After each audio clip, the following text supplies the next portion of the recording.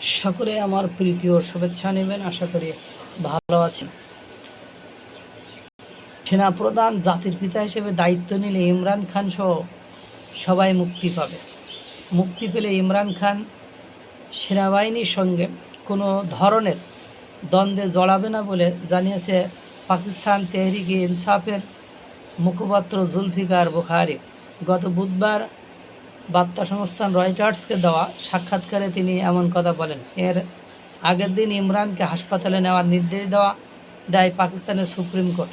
এরপরই তার রাজনৈতিক দল পিটিআইয়ের মুখপাত্র জানান, সেনাপ্রধান অসীম মুনির চাইলে ইমরান খান সহ সব রাজবন্দী 24 ঘন্টার মধ্যে মুক্তি পাবেন। সেনাবাহিনীর সঙ্গে দ্বন্দ্বের মধ্যে 2022 সালের এপ্রিলে অনাস্থা ভোটে প্রধানমন্ত্রিত্ব হারান ইমরান খান। এরপরে তিনি সেনাবাহিনীর বিরুদ্ধে বিভিন্ন সময় বক্তব্য দিয়েছেন। তবে তার দল পিটিআই এখন বলছে তাদের নেতা সেনাবাহিনীর সঙ্গে আর কোনো দ্বন্দ্ব জড়াবেন না। যদিও এটি ইমরান খানের নিজের নাকি তার দলের অবস্থান সেটি স্পষ্ট নয়। জুলফিকার বুখারী রয়টার্সকে জানিয়েছেন, সেনাপ্রধান আগে কী করেছেন না করেছেন সেগুলো হয়তো ইমরান মনে রাখবেন না এবং তার সঙ্গে কোনো ধরনের ঝামেলাও করবেন না। তিনি বলেন, যদি ইমরান খান কালই মুক্তি পান তাহলে ধরে নেওয়া যায় তিনি এমন কিছু করবেন না যা দেশের জন্য ক্ষতি হবে।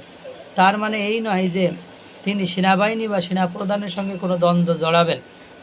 দেশের বৃহৎ স্বার্থে নিজের ক্ষোভ ও কষ্ট সহ্য করে তা চেপে রাখতে হয়। সেনাপ্রধান চাইলে 24 ঘন্টার মধ্যে ইমরান খান সহ বাকি রাজবন্দীদের মুক্তি পাবে উল্লেখ করে জুলফিকার বুখারী বলেন, যদি সেনাপ্রধান সুন্দর এক সকালে ঘুম থেকে জেগে ওঠেন এবং বলেন যথেষ্ট হয়েছে, আমাকে দেখাতে হবে এই মুহূর্তে আমিই জাতির পিতা, এবং তিনি দেশের সহযোগিতায় তার হাত বাড়িয়ে দেন, তাহলে আমি মনে করি মাত্র 24 ঘন্টার মধ্যে সকল রাজবন্দীরা মুক্তি পাবে। এই তো খেলা। পাকিস্তানের নতুন জাতির পিতা হচ্ছে অসীম মনির, যে জাতির পিতা নতুনভাবে ইমরান খানের মতো লোকদেরকে নিষ্ঠুর নিপীড়ন শুরু করেছে। মহান সৃষ্টিকর্তা সকলকে ভালো রাখুক, সুস্থ রাখুক।